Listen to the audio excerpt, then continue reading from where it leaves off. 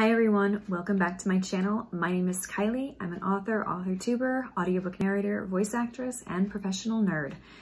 Today we are going to be looking at audiobook sessions number 2, part 1 for authors. So let's get started.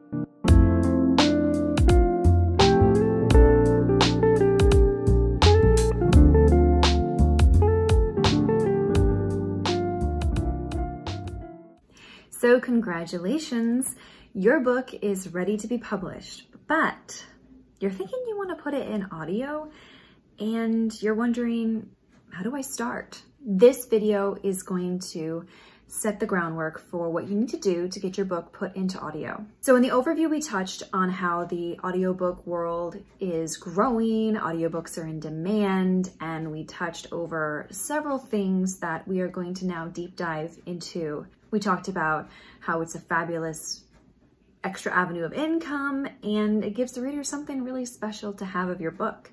As an author, audiobooks can seem very daunting to put together, to produce, to create.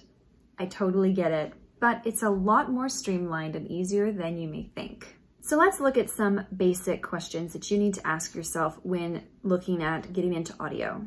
What is the right platform for my audio? What are the payment options for my narrators? How much can I spend on my audio? The budget. How do I choose my narrators?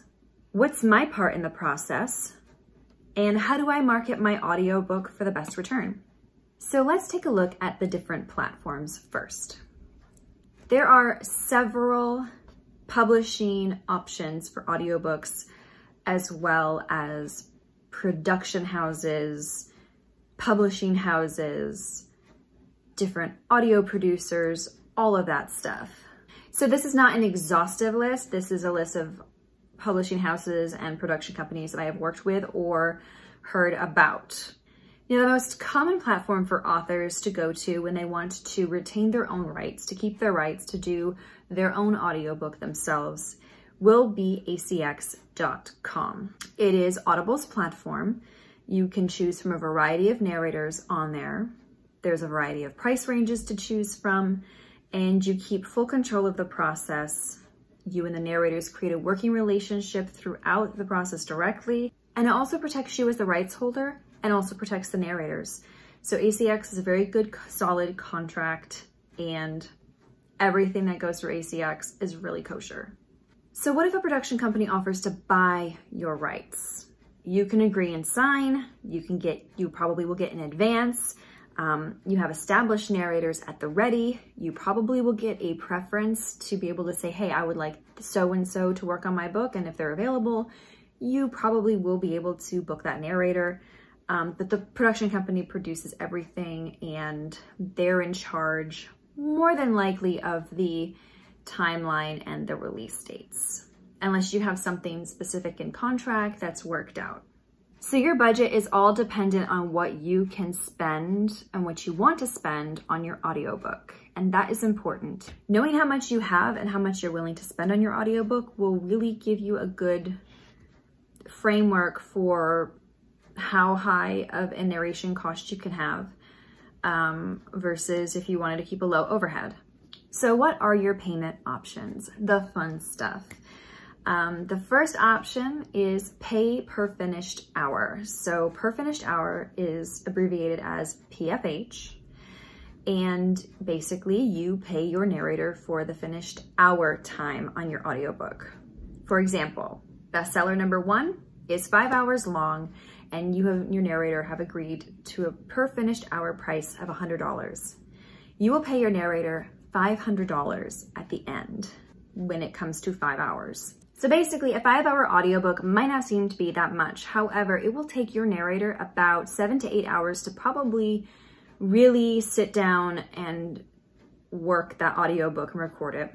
We use something called punch audio in this industry, where if you flub a line, you will back the audio up to the line before that. You will let it roll in. It's actually called punch roll. and then you will pick up and the recording will continue, continue on recording with that past the flub.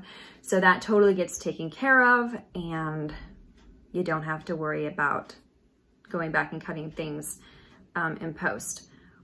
Or you could just do the click method, and you could click, make a spike in the audio, and then in your post-production, you just go back and do a scrub of all those doubles. It depends on what you want to do, it depends on how fast you work, and it depends on how much time you have as a narrator. Now, that narrator, if they are doing post, will have to go back and edit the entirety of the book, and that will probably take about 7 to 10 hours, 6 to 7 hours again.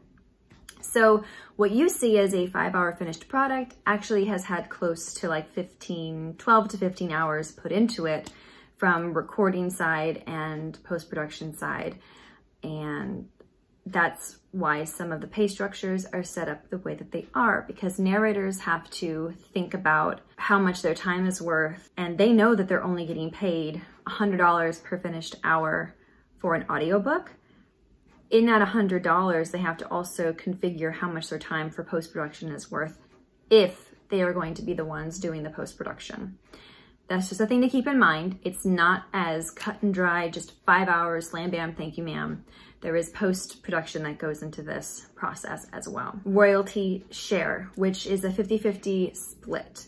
So you and your narrators are co-owners of the audiobook. So for example, Bestseller 2 makes $1,000. Audible will take their percentage out, and that percentage left over, you and your narrator will split the remaining royalties. So ACX has a very specific royalty structure. ACX authors and publishers can earn between 20 to 40% in royalty. Non-exclusive, I believe, is 25%, which means your audiobook is distributed to more than just Amazon, Audible, and iTunes. It's distributed to like Google Play and things like that. Exclusive, you earn 40%, which is just Audible, iTunes, and Amazon. And then with the 50-50 split, 20%. And ACX will also allow you to earn bounties on your royalties on your titles. So if you sell X amount, you get an extra $50 for that bounty. I will leave a link down below so that you can go directly to ACX themselves to see the different royalty breakdowns and the different payment options. Now there is something called a royalty share plus, which is kind of nice for your narrator / producer, because you can pay the royalty share, so you share the audiobook, but you also give a stipend amount for the producer. So for example, you have a 50-50 split, but you pay $200 for the time spent on post-production and editing to the narrator or the producer. So they're not out time in editing or post. They get a little bit of something when the product is finished for their time. Now you can also do payment plans. If you are not working on ACX platform, or if you are, there are sometimes circumstances beyond our control that you have to work out payment plans with certain narrators or producers. So for example, you owe $1,500 and the narrator agrees to be paid $300 every 2 weeks or so while the production is going on. That way at the end, you don't have a huge lump sum to pay. You can kind of like pay it as you go. This, like I said, cuts down the lump sum cost, and I highly recommend that you get this in writing. Make a good boilerplate contract for it. Always get everything in writing. And ACX has a very good standard contract, as do many publishing houses, narrators, and producers. I would highly suggest that you use the ACX contract over anything else, but if you need to do something extra, like a payment plan, get everything in writing. You have to have a contract for it. That way, you and your narrator know where you stand, and you just want to have the legalities in place for the God forbid moments. So why do some narrators cost more than others? So on ACX, you will see royalty share plus, $0 to $50, $50 to $100, $100 to $200, $200 to $400, and $400 to $1,000. So what's the difference? Why are there so many different price ranges that narrators can set for themselves? Well, it goes into level of experience that the narrator has, their personal price set based on that experience and time that it takes them for that book. Are they doing it part-time as a supplemental income, or are they doing this full-time as a full-time gig? That has a lot to do with it. Popular voices also create more of a draw. They have their own fan bases. They have their own following. They have people who one-click them no matter who the author is. And we will get more on that in the marketing, but that is very important to know if your narrator has a very strong following. The narrators and the producers do deserve to be paid for what they're worth. I come from the nerddom, so I'm very used to seeing commission artists being asked to do commission work for like pennies, whether it be art, cosplay, wigs, anything, cover art. It's crazy. People deserve to be paid what they are worth. And you want to get somebody who knows what they're worth, who are honest about what they are worth. You're going to get your bang for your buck. So all of those have to come into play when you're thinking about picking a narrator and the price point that you want to go with. So that is audiobook session 2 for authors, part 1. In audiobook sessions, part 3 for authors, part 2, we're going to be talking about how you choose your narrator, what's your part in the process once you have your narrator set to work, and what you do post-production marketing-wise. So if you like this kind of content, please click a like, give me a subscribe. I am very hopeful that this is a resource that you find helpful. Any and all comments or questions that you have down below, please feel free to ask them. This is just based on my experience as a professional narrator for audiobooks over the last 5.5, 6 years doing this full time. And I can only give my perspective on it. Some authors and some production companies might do things a little bit differently. And I do plan on bringing some production/casting people and even some other narrators into interviews so that you can all get a very good idea of this industry and the breadth that there is to it. It's a big industry with a lot of pieces that work together.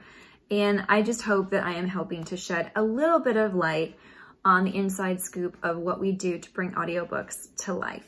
So from me to you guys, until the next time, one love.